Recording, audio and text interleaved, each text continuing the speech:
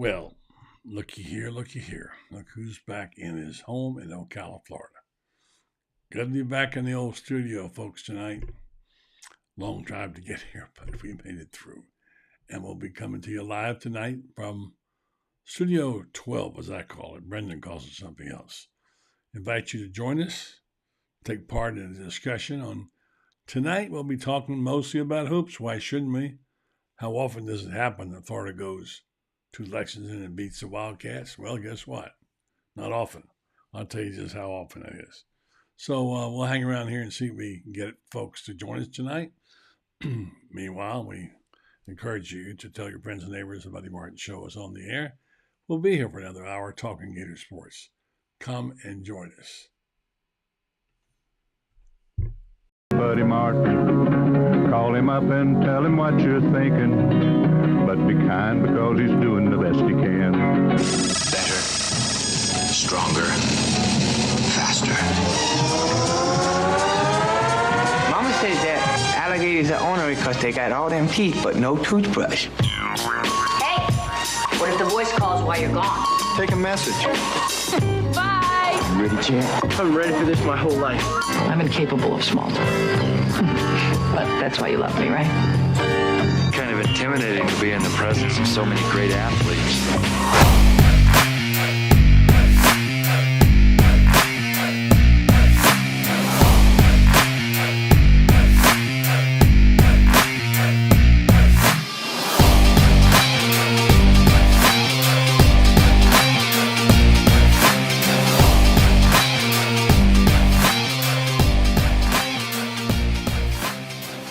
Evening and welcome to the program. I'm back in my studio. Recognize these dicks? Raise your hand if you do. We've been broadcasting out here for, I think, 5 years now, as I remember. And the program is still going, believe it or not. We're back tonight from our post up in Northwest Florida. Panama City's been on location recently. We plan on being there a while. Back tonight for maybe a week or two. And back in the old homestead. Good to be back here. Good to see you tonight. We have a lot to talk about. Tonight, we're going to talk a lot about hoops. I mean, after all, what a win by the Gators. And glad to see you folks joining. In a moment, we'll be hearing from Ben Troupe. And then Franz Beard will have a place on the show tonight that he deserves. And he will give us the anatomy of the win in Lexington. How about you? When I was in the process of doing a show, watching out of the corner of my eye, I actually saw the first half, and then I watched the second half out of the corner of my eye, and I really kind of lost my place. Kentucky made a run, looked like they were going to run away with it, and next thing you know, it's 75 all. And boy, Walter Creighton Jr. made a shot of shots. Reminded me of some other famous shots in Florida basketball history. It wasn't the tournament, it wasn't Madison Square Garden, but it was a moment when Gator basketball needed something like this very badly. And it was, of all places, in Rupp Arena, which is hard to shoot in and play in. And Clayton stepped up seven 3-pointers. 7. Wow. That's some shooting right there. So anyway, I think it's fun to talk about things like this. They don't happen that often. Can you guess how many times Florida has beaten them at Rupp Arena? Think about it. Take a shot, all right? See if you can have any idea how rare this was. That they have beaten them, obviously, a few times, certainly back in Billy Donovan's days. But I got the number here for you. See how close you can come. How many times has Florida beaten Kentucky in Rupp Arena? And you know it didn't happen very often. And it was a glorious one last night for these Gators. Todd Golden needed that one notch on his gun barrel. He got it. And he needed the credibility. And he confirmed what we suspected, that he's really a good young coach. He's got really good players. First of all, this Florida basketball team is one of the best rebounding teams I've ever seen. Offensive boards, they're dominant on the offensive glass. And they go after, they're aggressive. They really do a terrific job. So anyway, good evening to Marcus Martin, Bandera. Yes, that was a good one. Tommy Seal, good to hear from you again. Also, David Hunter. What's up, David in Orange Lake? Good to hear from you, buddy. Also, Terry Johnson, one of our regulars, and look who's back in the pole position. First time in a long time for Becky Carlisle, the first one in tonight. Good to see you, Becky, and good to see some of our old timers and friends in here. It's always great to be with you, and especially with some of you G&Kers who go way back. So Ben Troupe will be joining us momentarily, and we'll get his take. Then Franz Beard will be along around 10 after, and he's got the dope. He's got the information. He'll tell you all about the basketball. We're calling it the anatomy of a win at a time when we Gator fans needed something good to hang a hat on. Not getting much out of the football program, although lately there have been a few little tweaks, things that have happened, some changes in hiring some people that are on defense and what have you. It looks like it's a little more hopeful. I had a long discussion Wednesday night with Allie and David about that. And is it enough? I don't know, but it's something, and that's what we would need. Give us something. And at a time when Florida football is still struggling to turn the corner, lo and behold, up comes the basketball team in Lexington and pulls off the big win in Rupp Arena. Guess how many out of 67 tries, how many times you think you've done that? It's tough. That's very tough. All right, so good to be back here tonight in the old studio. Look at all this stuff around here. Brendan's moved it around some. I had to look through my boxes and drawers and things, but it's here. Good to be with you, and we will take a quick break. We come back. We'll see if we can get Ben Troupe on the line, and also Franz Beard standing by. It's going to be a good night here in the old Studio 12, so come along. Stay tuned. Jeffrey Meldon. Jeffrey, you do a show where you ask a lot of questions. I've got one for you right now, okay, regarding how do you know whether your case is being handled right and what to do about it. In medicine, you can get a second opinion if you're not satisfied with the doctor's opinion that they have. And do you have that in law? Can you do that with lawyers? Yeah, buddy. As a matter of fact, we get quite a few calls from folks that have signed up, particularly with the big box law firms, that they do a hell of a good job of putting ads on TV. But after that, they don't really measure up to the way we try to create a client experience that's outstanding. And we're always willing to review a case and give a second opinion, just like with a doctor, because not all law firms are created equal. I guess that's the normal thing. Just go to Meldon Law, Google it, and find out, and just give them a call. And like you say, if you come in, you get to see a Meldon. You don't get shuffled off to somebody else. You get to see a Meldon, and that's good to know, because a lot of people don't know how to do that stuff, like me, and maybe you can coach us through. So Meldon Law. They won't back down. They will take your questions about your case if you have a question. Yes, whether it's a new case or an existing case, give us a call. We'd be glad to go over it with you. There's no charge to review your case with you. And a lot of times it makes good sense just to get a second opinion. Good stuff from Meldon Law. They don't back down, but they will give you a second opinion. Thanks, Jeffrey Meldon Law. Appreciate his participation and support of this show. And as a matter of fact, appreciate his support of the Gator football program and Gator program basketball too. So, yeah, the question out there, one person has it right. It's not a giveaway tonight. This is just a question. 67 times Florida's played at Rupp Arena. How many times do you think they've won? One person has it right. We'll hold it out. We'll give you something. I don't know what. We'll give away some of Lauren's free stuff over his burgers, for sure. So that's going on. I think this is a big win. I mean, bigger than what I wouldn't say it wasn't a tournament. It wasn't, for the title or whatever. But it's a momentum changer, something that was needed at the time. The shot by last night by Walter was premier. And I got to be honest with you, I didn't think they were going to have a prayer of beating Kentucky up there. They had their shot at home and didn't pull it off. I thought, well, they missed that. But I noticed in Francis' column today that the coaches said Florida's probably looking forward to coming up here. Calipari said, I'll bet Florida's looking forward to coming back up here, because he said, we were really lucky to win the game after that game. So they were. So, but I didn't have that feeling, did you?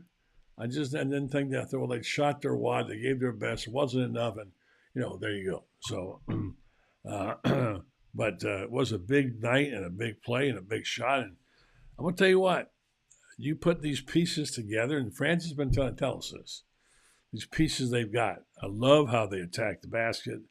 I love how they handle the ball. I love their passing game. I love the offensive, the rebounding, especially offensively. I love the work ethic of the team. And those young guys, those sophomores, are looking like they're going to be around for a while too. So anyway, I think this basketball team is coming together. You don't want to come together too fast. You want to save some of it till March, but this is about the right time. You're getting to February. It's time to start playing ball. And what are they? 5-3, better record than I thought they'd have. And so yeah, congratulations and kudos to the basketball team for doing that. So again, we've asked you again out of 67 trips to Rupp Arena, how many times has Florida won? All right, I'm going to go ahead and tell you who was first to mention that. And it was, in fact, David Hunter. A dozen wins at Rupp. You're correct, sir. So, congratulations. That tells you how hard it is to win and how hard it is to win up there. So,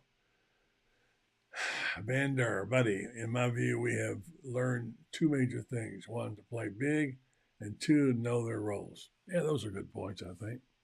I think so. They can play small, too, now. They got a big team. They really got a big team. Okay. Onward and upward here. We'll talk to Ben in a second. Football. Good discussion. Some of you heard it on Wednesday night with Allie and David about this football program, what advances they may have made, where they're falling behind, or are they? Hard to measure, we said, very hard to measure. And we had a really frank discussion about the game itself, how it's changed. The fact is that college football has become more like football, pro football, as we know. They're paying the players. They have more postseason games. It's season feel. I mean, look at the Michigan's winner. It looked like an old black and blue division, rock'em sock'em kind of game when they won. And pro football, NFL seems like a faster game now. Patrick Mahomes is a flyer, I'm telling you, they're warp speed. So it seems like, well, they have a better game in the NFL now. I hate to say it. They have a better game there. They have superb athletes. I've talked about this with Brady earlier in the week. I've talked about it with David Willie. I've talked about it with Allie and with David Moulton. We all pretty much concur, as much as we hate to say it, that college football is lagging behind in the game. The game has changed, and not necessarily for the better. If you don't believe me, look at the ratings of the NFL. I mean, the NFL is through the roof on numbers. And then why? Well, there's too much baggage now in college football. Don't you agree? It really gets to a point where it's really that you finally have to worry about so much. The team changing. I remember they didn't have any free agency in baseball. And then when they started trading players with the free agency, it kind of ruined the game for a lot of people who were purists. Said, wait a minute, what happened to my guys on my team? They're all gone.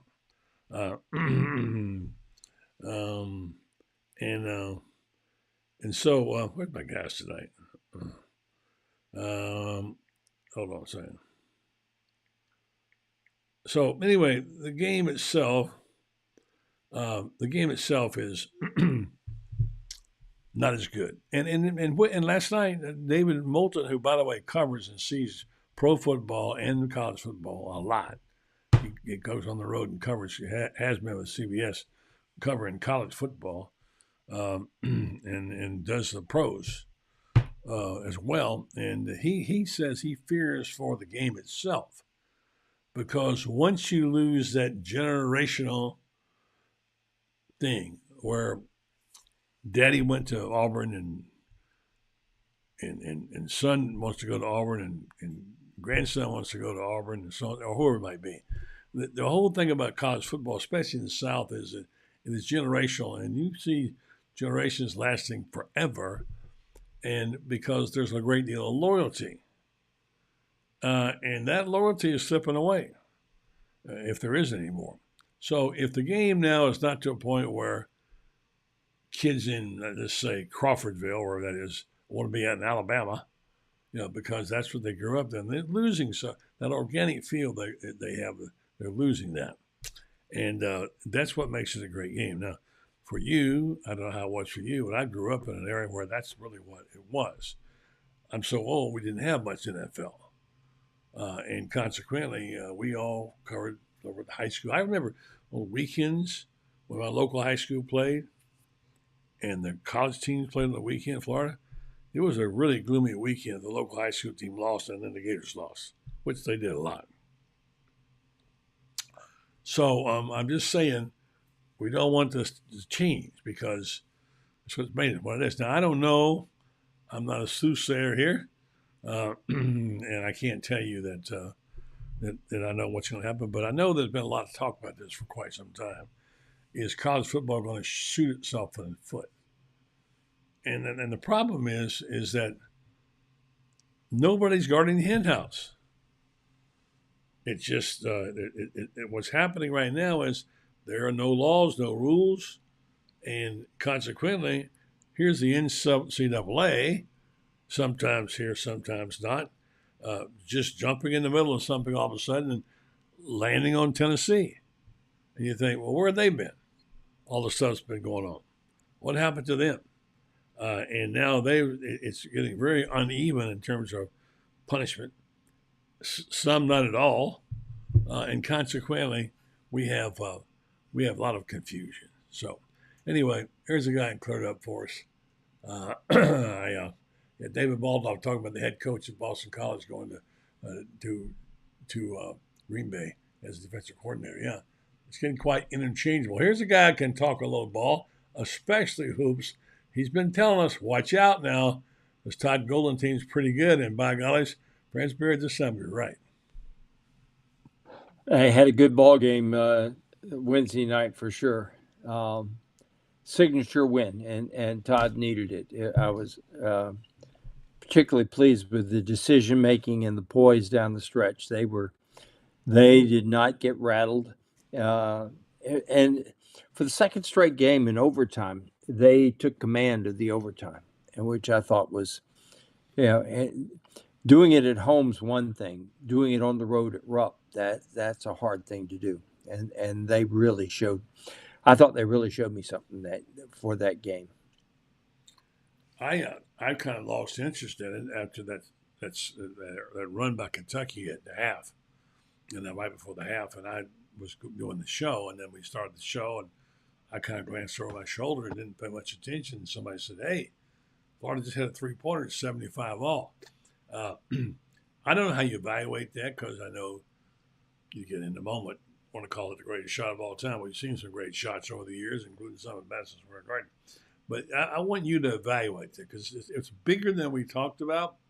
It's not gigantic, but in terms of a momentum shift in not just the game, but also Todd Golden's program, that Walter Clayton shot will go down in history as a very huge win. If this team goes on to the tournament and does well, that was a signature shot right there. Well, it's a clutch shot, and it just goes to show you that all these close calls they've had when they didn't make the key shot, the critical shot there at the end, it shows that they're capable of it. It shows that they haven't lost the confidence to take the shot. One of the things that's really overlooked in basketball in particular, and it probably, I guess you could say in any sport, is guys who aren't afraid of the moment. People call it choking. I don't think it's necessarily choking. I just think that there's an awful lot of guys out there that don't have the courage to step up and be the guy at the particular moment that's necessary. It's not in their DNA. Whether that They just don't have it in their DNA. They just don't. And I know sometimes guys want the ball, and the great ones all do. Actually, Jordan and what have you. But there's just a difference in some people. Some people want the spotlight, and some don't. whether that's they want it for that one big shot or that one big throw or that one big at bat, or whether it's they're ready for that entire game, But some guys are just made for the moment. Jordan was a guy that was made for the moment. Bird was a guy that was made for the moment. Back to a time when we were growing up, Jerry West was known for being a guy that was made for the moment. Big moments didn't faze him, didn't scare him. Reggie Jackson got the moniker Mr. October because the bigger the stage, the better he performed. I think it's really hard, buddy, when you've had numerous close calls like this, to still have it in you to step up at the moment. And we've seen basically 3 straight ball games, 4 straight actually, in which the Gators have really shown that they've got it in them to step it up at the moment, and the best comes out of them. Even though, for example, at Mississippi State, they lost half of a 19-point lead. Even though against Georgia, they lost all of a 21-point lead. Both these games, they came back. They made the big plays. Then you go up there to Rupp, and it's a different animal at Rupp as opposed to the Mississippi State and the Georgia games were in Gainesville. This is Rupp Arena, where you got, where they have emptied the asylums in the state of Kentucky and allowed them a day pass to show up at Rupp Arena, and I don't know. Have you ever been to games there? Yeah. Okay, then it's a different place. It is. The O-Dome can be intimidating. 10,000 people, 12,000 people in the O-Dome can sound like a lot. And it can be really tough. Thompson Bowling can be very intimidating at Tennessee, etc. You can go around the SEC and you can find some pretty tough venues, but Rupp's special. Rupp is special. And the reason it's so special, buddy, is those people show up 2 hours before the game. They are there in their seats. You come to Gainesville to a game and, we're 5 minutes into the game and people are still finding their way to their seats. People found their way to their seats 2 hours before the game began up in Lexington. And they've been loud ever since then. They cheer people making free throws in pregame warm-ups. Yeah. They cheer dunks in warm-ups. That doesn't happen anyplace else. It just doesn't. And I know that may sound trivial to some people, but when you've been there and you've experienced it firsthand and seen it, it can turn knees to jelly. It really can. It can make the sturdiest guy out there wobbly. And Florida went up there and played like it belonged. You would have thought that this was Florida's home game, the way the Gators played. And I thought that was probably as telling a tale for how far this team has come as anything, because they really did play like a team that was playing a home game, and they're 600 miles from home. Yeah, you mentioned a couple things there. First of all, had Kentucky pulled off that that missed free throw on purpose and gotten that ball back and hit that tying bucket, those people leaving early might have regretted it because there's a bunch of them that bailed. Kentucky fans, and you're right. It is a special place. I have been there, and it's kind of one of the real. I don't know what you call it. I wouldn't go. It's iconic. Yeah, I wouldn't call it the Sistine Chapel basketball, but when you go back to the days of the man in the brown suit and what he did there and what have you, it is a special place without question, and one that has built-in character to it. So, and you win there, you know you won something. To think about, they only won 12 times in 67 appearances. Oh yeah, I remember the year when Florida beat Kentucky for the first time, and that was here in Gainesville. That was the 1964 Gators beat Kentucky for the first time. Oh my gosh, you know, people really celebrated, and then they won. I believe it was 65. Or was it 66? 66. Might have been that Florida, or 67. Florida won up there for the first time. It's you know, and that's in Old Memorial Coliseum, which, by golly, would still. There's an awful lot of schools that would love to have the Old Memorial Coliseum as their home floor now, and you know. How many schools have an 11,000 seat arena, and they traded in for one that seats more than 20, but they keep that one, and that's the women's basketball, women's gymnastics, volleyball venue for them now. Yeah. I'll tell you what, buddy. You know, one of the things that so many people have overlooked, and was. Zion Pullen having the basketball IQ and the wherewithal to foul Reed Sheppard. Reeves misses the shot, misses the three-pointer. Reed Sheppard rebounds it. Zion Pullen doesn't let him get out there or pass the ball so that he gets to somebody who is a three-point shooter. He fouled him. It's a 2-shot foul. And then they have to resort to, you know, basically a changing water into wine situation, which is about how often we see somebody deliberately miss the second free throw, and then you tap it out and it's a catch and shoot, and somebody launches a three and makes it. I think the odds are like 1 in 5,000 that something like that actually ever happens. And but Zion Pullen having the basketball smarts to foul immediately. And Billis, what is he thinking? What is he thinking fouling at this point in time?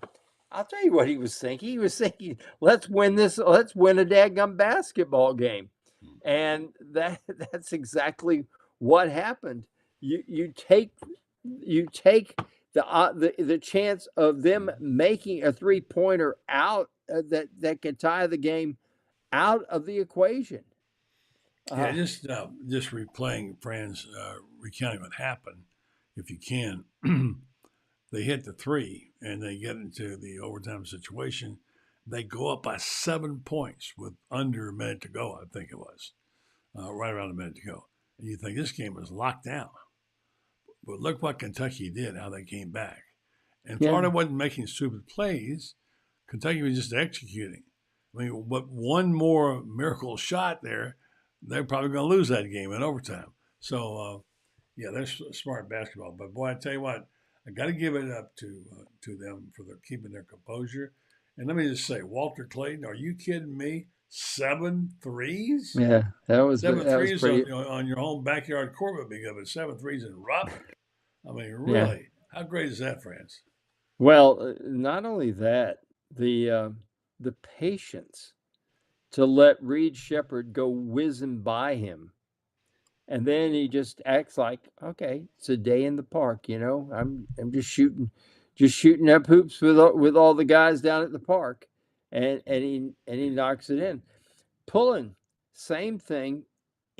Toward the end of the first half, you're right. A lot of composure in that bunch. A lot of composure. Yeah, you know, play that I guarantee you, so many people overlook. Tyrese goes up for a shot, gets it blocked. Ball comes back down into his hands right here. If he goes straight back up, it's gonna get blocked again. He dumps it, and it's literally almost a handoff to Riley. And Riley backs off into the corner. Everybody assumes he's going to try to shoot the three. Everybody assumed it. But what he did is he takes the defender with him. So he has taken the double team away off of Tyrese. He makes the pass into Tyrese, and it's a great pass. And Tyrese gets it here. Now, if I'm going into a guy that's blocked already 8 shots, what do I want to do if I'm right-handed? I want my left shoulder in his chest so that he's got to foul me to block my shot. If I go straight up on him, he's going to block me. He's going to block me. And odds are that he's not going to get called for a foul. But if I can get my shoulder into him, I got a chance. That's what happens. The perfect pass, pivot, shoulder into the chest, up, right hand, boom. Now all of a sudden it's 83-81. Great decision. Riley had 3 of them. He had 3 great decisions, all of them passes, all of them resulting in critical baskets. Zion Pullen's pass to Walter. He draws the defenders to him, gets the pass out there. And then the second part of that shot, Tyrese, upon seeing Walter getting the ball, Tyrese screens the 7-footer so he can't get a hand in the face. Shepard goes whizzing by. Tyrese has got the 7-footer screen. Boom. Another great, tremendous execution, great decision making. Billis was right. Reed Shepard lost where his guy was. Our guy didn't lose that. And that was Tyrese. Tyrese didn't lose that. Tyrese knew exactly what was going on, steps out, screens the 7-footer away, and boom, you have a big play. Yeah, good stuff, Franz. These are the kind of things that good teams make. Yeah, exactly. While we're going through this lesson, I know it's basic, but Florida is 14-0 against quad 2-4 opponents, and 1-6 against Q1 after tonight's game. Explain to people again what a quad 1 win is. It's confusing. Okay.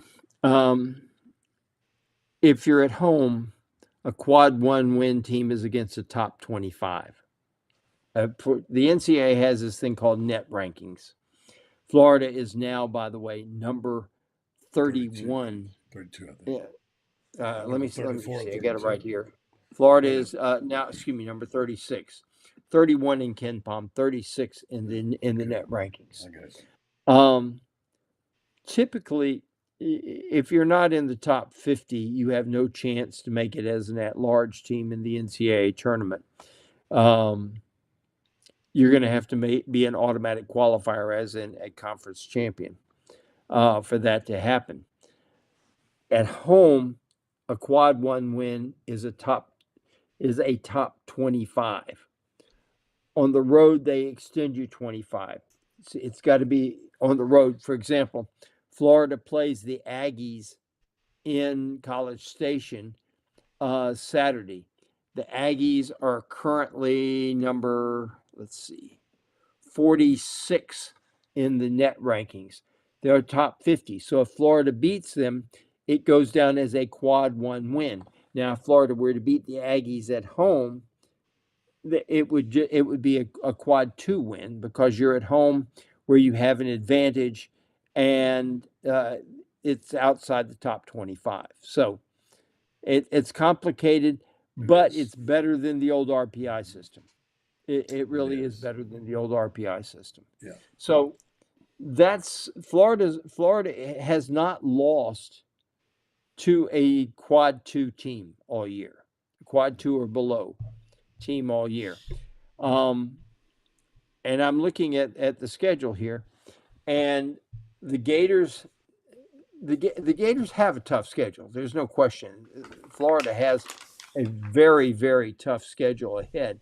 But let's take a look. You got 9-9 is going to get you in the tournament if you're in SEC play, and the Gators have LSU at home, should be a win. Okay, they've got Georgia on the road, and Georgia's pretty tough at home, but that should be a win for the Gators.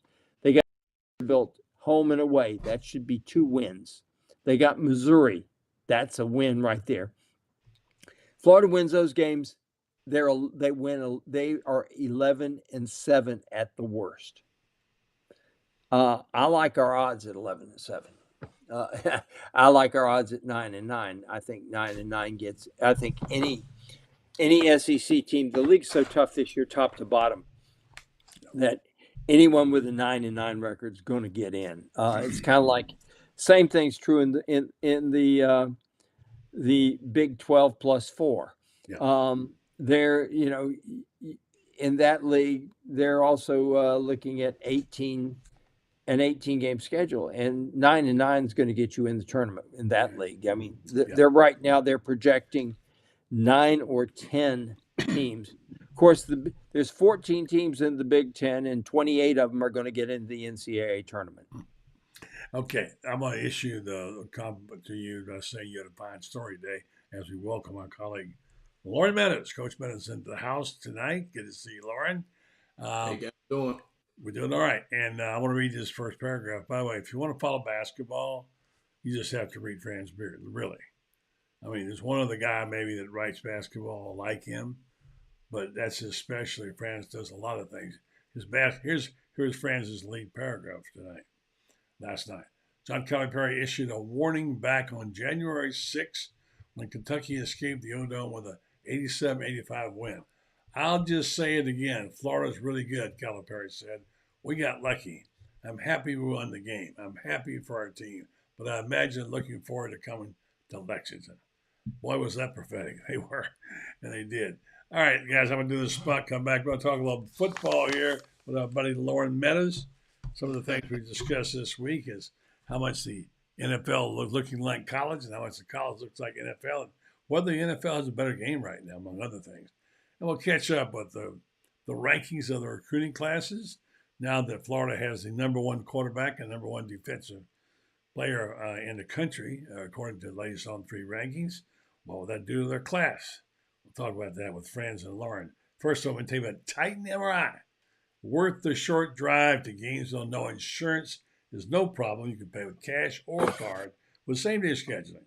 You can start feeling better today about it because Titan MRI is North Central Florida's premier independent MRI facility. Come see why hundreds of patients are visiting our Gainesville location in Nogala, Marion County, and the villages. That's TitanMRI.com. Franz Beard, Loren Meadows. Loren, talk to me, buddy. You weigh in on the basketball thing. Certainly was a nice win by the Gators. Yeah, definitely. I mean, it's unfortunate because they should have 2 wins against the Wildcats, but just showed the fortitude, the no quit attitude of the Gators. And once again, I think Ty Golden's doing a great job. I agree with Franz.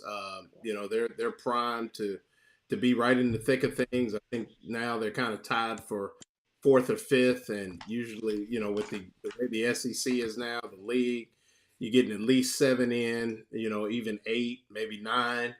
And, last night they just really, really stepped up. I mean, hostile crowd and just all the things that go with Rupp Arena, but to play pretty much to the final whistle and be right there. And I think, when you have experienced guards, Zion Pullen was unbelievable. And, Clayton was just as special. And then even down the stretch, Riley Kugel made some nice plays, played really good defense down the stretch. So I mean, just a great win, program defining win, and something that this team can hang their hat on going forward. They're playing with a lot of confidence right now. They're tough, starting to defend a little better.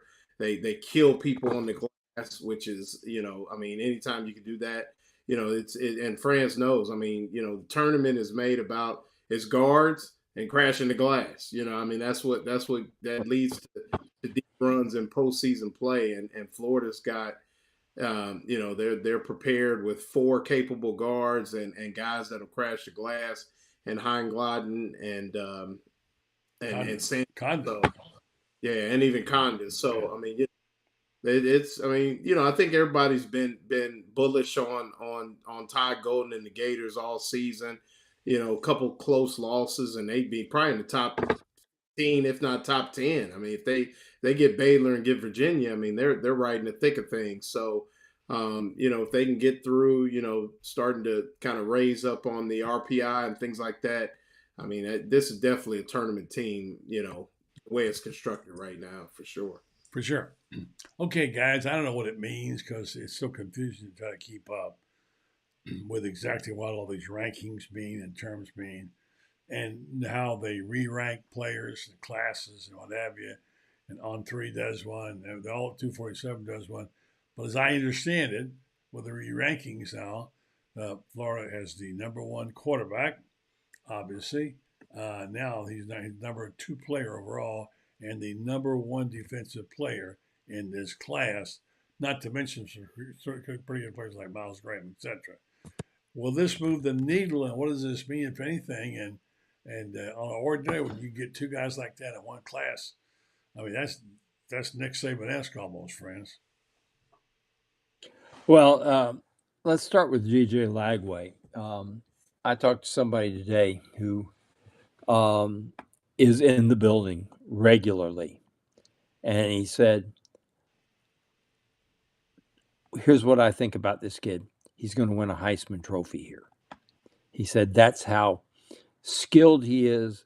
That's how focused he is. That's how quickly he absorbs information and processes it and puts it into his repertoire. And then you have a difference maker in McCray. But I'll tell you something that was interesting too. He said the guy on defense that's going to blow our minds more than anything else is Mr. Graham. Oh, he really? said Graham is going to be that. He said he's better than he's better than anybody dreams. Shane Matthews, who we all have a lot of respect for, says he's the best high school football player he's ever seen. He could be a running back and probably, be like his dad. His dad played 10 years in the NFL. He could probably be just like Ernest and play in the NFL as a running back. But he's kind of one of these seek and destroy guys who at linebacker, and you got to have that. And the kid from Massachusetts is just about not Massachusetts, from Maryland. Maryland, the other linebacker from Maryland, is just about as good. But the talk was about DJ Lagway and what he brings to the table. And he's got Tebow qualities in terms of being that magnetic personality that draws people to him. And we've seen three guys over the past years, buddy, that had that kind of personality, and they all did pretty good. Wouldn't you say that Steve Guy played back in the 60s and number 7 back in 1996, and Tim, whatever his name was, in the early 2000s. Don't forget Chris Leak in there too. Chris Leak, yeah, but Probably something. not that high as the game. You're right, but I mean, Chris had to have somebody to complete him. You know, it was almost like a marriage, and that in that he had to have that partner to go with him, and that was because he was in an offense that was ill suited to his skills. But you bring in the guy that completes him and takes the pressure of running away from him, and all of a sudden he's a national championship quarterback. But you know what I remember about him, Shane? Chris League, of all the plays he made, the FSU game, when Florida was needed to score and come march down the field, he went to the sideline and told Urban, "Let me run it. I can get us there." He wanted it, and as I recall, he scored a touchdown himself, a rushing touchdown, which is really unusual for him. And the light turned on too late for Chris. If he'd had that kind of attitude on the year before that, what a hell of a quarterback he'd have been. So he can do more than just throw the football. He threw a beautiful ball, by the way. But he had two great runs in his career, and one of them was against Alabama, and Alabama came. Florida had lost badly to Alabama in Tuscaloosa the year before, and Alabama comes to Gainesville and is favored. And Chris had, I think, about a 35-yard run in that game, and all of a sudden we're sitting there saying, where in the hell did that come from? I have no idea where that came from. And then the second great run he had was against Ohio State. And this is when the game is still, I think it was 17-7, and Florida is driving, and Chris breaks out of the pack, and he made about a 14-yard run, but it was a critical run. And this is the same guy who, when he was a sophomore in the Peach Bowl against Miami, and Florida's driving with a chance to get or take the lead and maybe win the ball game, and he spiked himself 2 yards short of the first down. And this is a guy who gets out there and makes that critical run, and throws his body on the line. Yeah. He had two great runs, and you're right, but I still think he had to be completed in there. I think. Well, I wasn't going to have a statue built on but he was a heck of a player. Let me get to Loren on the rankings in terms of the ratings. Now, look, I don't necessarily go by the ranking stars, but how significant is it they wound up with the number one quarterback and number one defensive player in the country, Loren? It's a whole operation. I mean, you look at everything from Katie Turner, Bree Wade, Billy Napier, everybody involved, Ryan O'Hara. I mean, it's a group deal now. I mean, and for them to be able to, because the people were after. I mean, Lagway was pretty solid from the get-go, but LJ McCray wasn't fluid, and I know some people from out there in Daytona Beach that know the family, and it was not open and shut. No matter what anybody will tell you, it came down to the 23rd hour, and Florida was able to keep him in the fold. And you're talking about two difference makers. I mean, I think a lot of people, and I'll go ahead and make this statement now, I think a lot of people see, I've heard DJ Lagway beating out Graham Mertz. I'm not gonna go with that. I don't think that happens. But Lagway, going forward after Mertz next year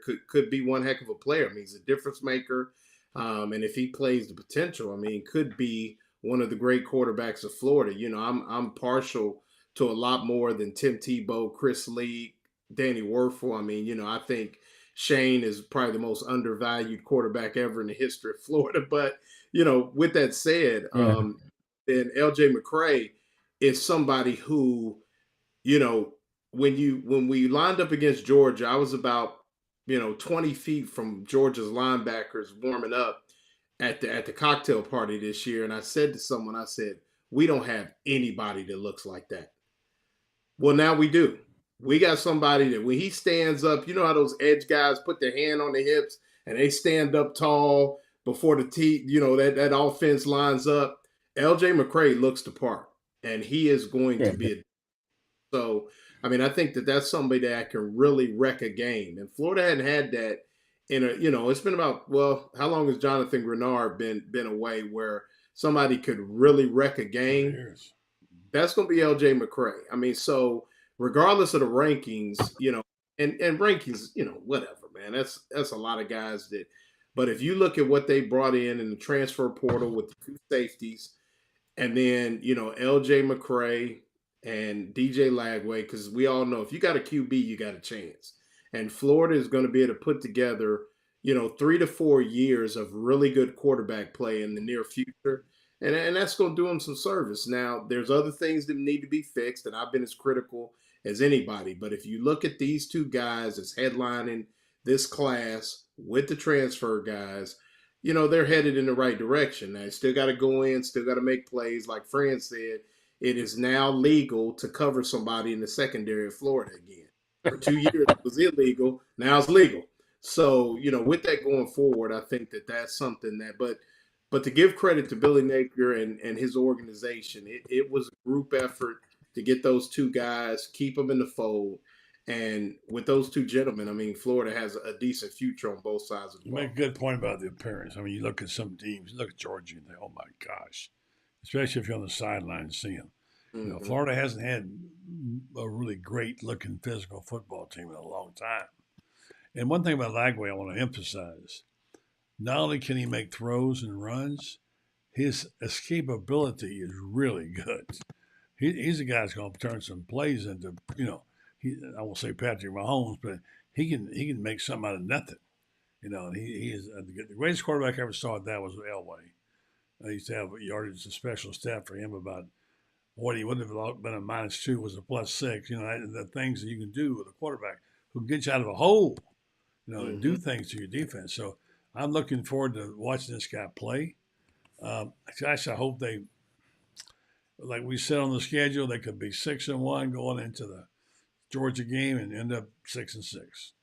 The back half of that schedule, but but if you look at the back half of that schedule, I mean, like I said, even the LSU game, if they stop somebody once or twice, this year and things like that, I mean, they were in the mix, and so I mean, I agree with you, buddy. I mean, it's going to be interesting to see, like I said, if they can get through that first part of the schedule, thumping, and then you're playing with a lot of confidence. That means that's the key thing right there.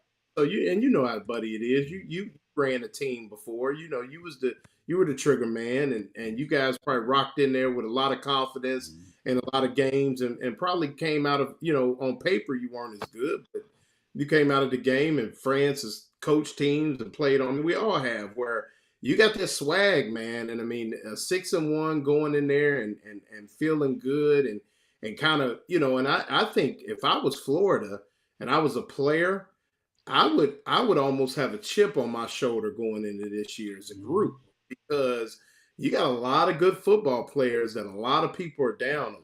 And you heard what Montrell Johnson said about the bad taste in his mouth. And I think he's somebody that's a leader on that team. Glad to hear that. I'm glad to hear that. Yeah. I think it's somebody's going to defend the turf and say, this is our home. I'm sick of this. Yeah. Aren't you, friends?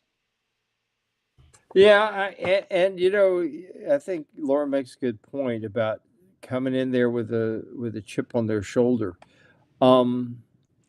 I think this team's going to have it. I really do. I think they've heard all the crap, and they've heard all the stuff.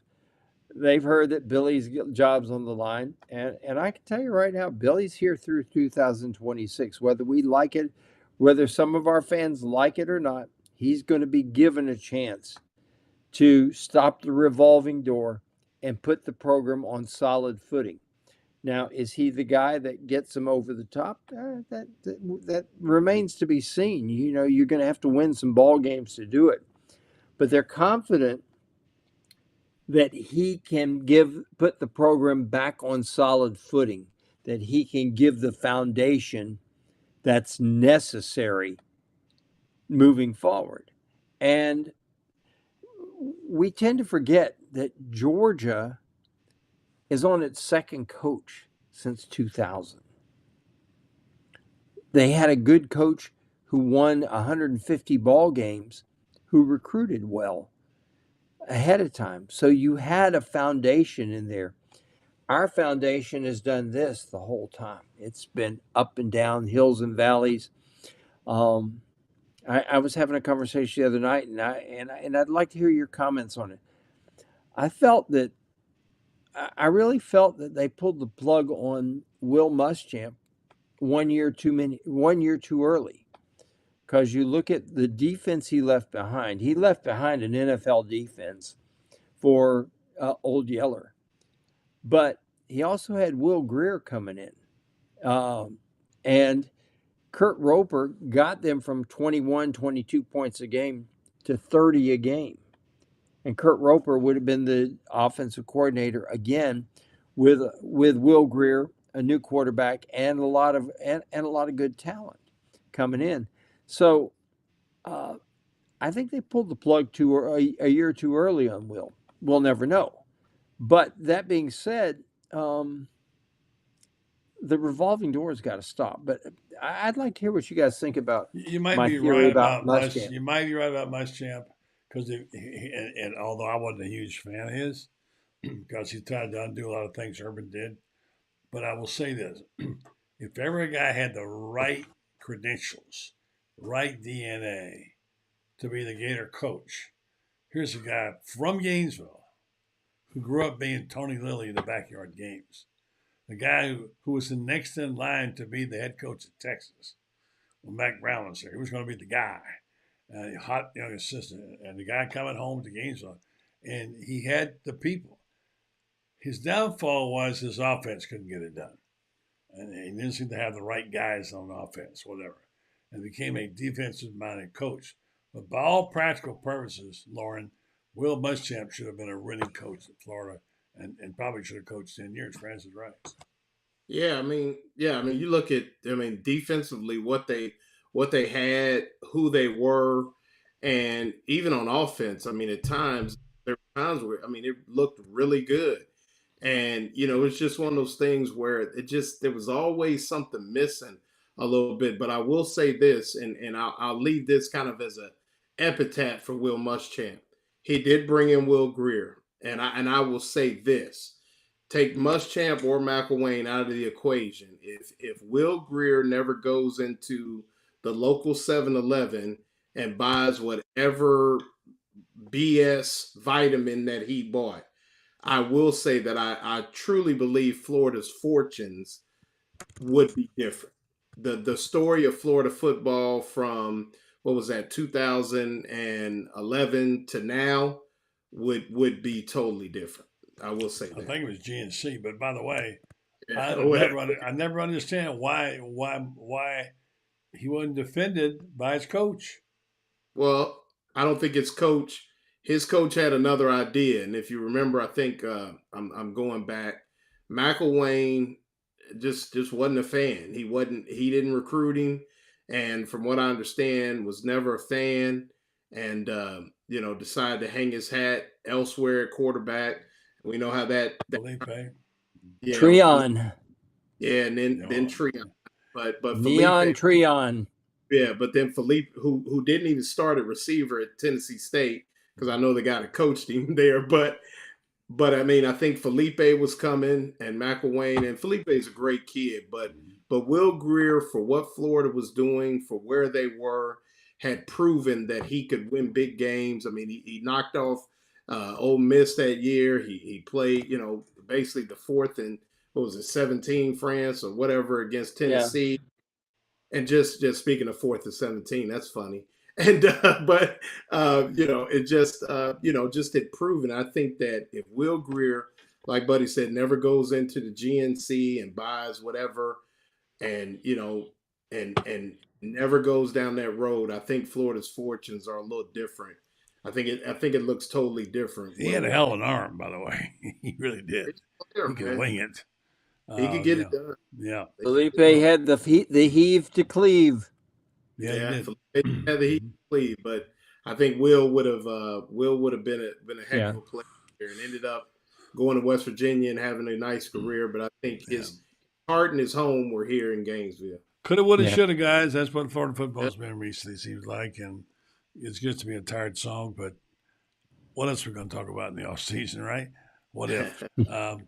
I'm really glad to see good players like Lagway coming here, and I'm looking forward to watching him play, which I can't always say I've enjoyed in recent years, some of the play up there. But good stuff. Hey, good stuff, guys, as always. Franz, excellent job on the basketball. You were right, Franz.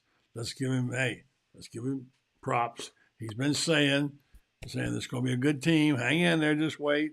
We're going like, yeah. They'll get up their doors blown off. They're going to win 20 games.